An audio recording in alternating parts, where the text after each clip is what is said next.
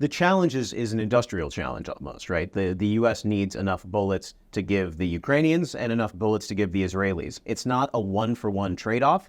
The Israeli war is primarily an air war backed up by some artillery, but you do have that trade-off with the Ukrainians on the artillery piece because, of course, the Ukrainians have major shortages of ammunition across the front, particularly in the south, where they've been trying to drive further towards Melitopol, a place where they could range Crimea and really put a hurt on the Russians. But it's just an industrial numbers game. Of course, we saw the stats out of the European Union that Bloomberg was reporting this week. They're significantly behind their 1 million ammunition target they're hoping to achieve next year for 155 artillery ammunition. So this just really compounds the industrial problem at a time when the U.S. needs it least. The U.S. is, like India, just entering into election year mode. How do you see these two conflicts playing out domestically? Usually they don't strike much resonance with the voter.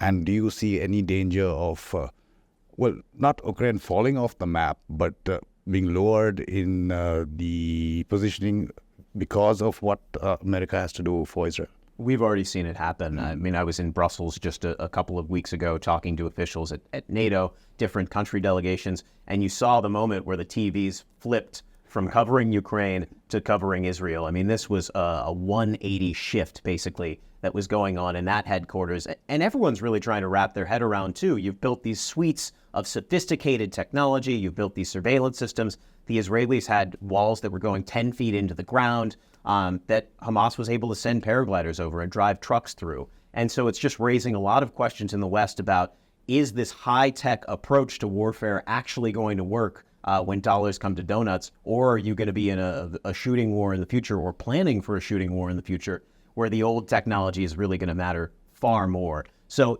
it's kind of this mind shift that's going into play within the West about this war that's really changed minds.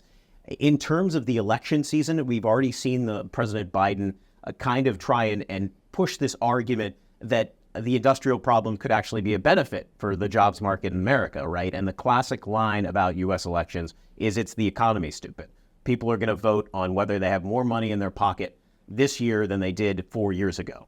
And so Biden is sort of banking on the fact he can begin to kind of lay down the factories, restart the old ammunition supply dumps that used to exist way back in the Cold War, and have that be some economic benefit, but we still haven't seen signatures on those contracts yet.